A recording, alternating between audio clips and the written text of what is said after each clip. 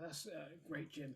So if I can ask you, you mentioned it would be great for health practitioners. Perhaps you could give an example from your practice, how you've implemented RBTI. Obviously, you don't need to mention any specific names, but is there a particular case that stands out in your mind where you were able to use RBTI to really pinpoint, A, if there was any issues biochemically that were going on in the body, and then to measure the effectiveness of protocols?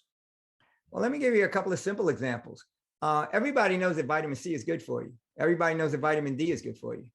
And so I have certain clients, they actually start to create whole health protocols over, the silver bullet approach to health. So they would be loading up on vitamin C.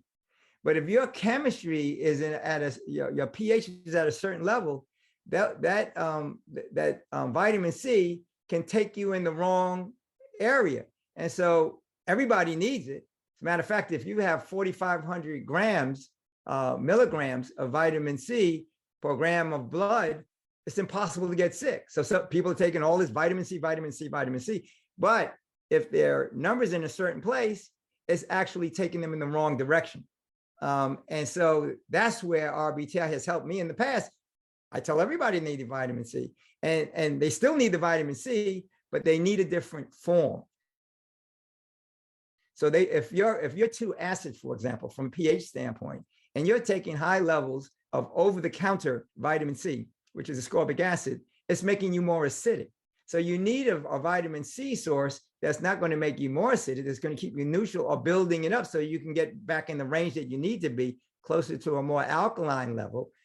And that's where it has helped me tremendously in the past in terms of guiding my clients on the amount of vitamin C they need, whether or not the vitamin C that they're taking is good for them at that particular point in time, and they might need to change to a more herbal vitamin C, like a camu, or even a food-based vitamin C, like onion soup, which is a high availability of bioavailable vitamin C without the acidity, without taking it in the wrong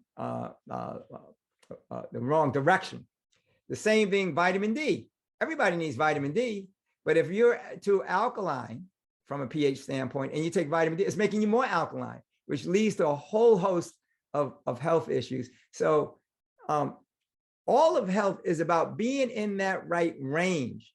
And if you're too high, too low, too much, or too little, it manifests itself in a whole host of health issues, conditions, et cetera, which we have all kinds of names for. But all it is basically the chemistry thrown out of place because your vitamins and minerals are either lacking or wrongly applied. It's like what I call you doing good things wrongly. So vitamin C is good, vitamin D is good, but you need to apply it in the right way at the right time for that individual person, for that person to experience the highest levels of personal health and vitality. I hope that makes sense. Let me give you one more example. For example, a lot of people are on cholesterol medication, for example, and they're doing that because they think they have high cholesterol, and they do have high cholesterol.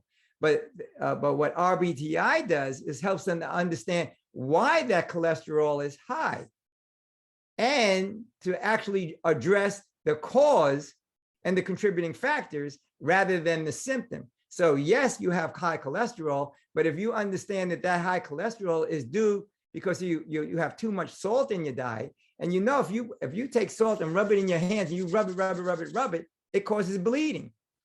The same thing is if you have too much salt in the diet, it causes that tearing in the blood vessels, and you can't have bleeding blood vessels. So what the body does is makes cholesterol to kind of be the plaster or the glue so you don't bleed out. So if you know that you have too much salt in the diet and the cholesterol is there, you don't take anti-cholesterol medication because that might be counterproductive. It's there to save your life.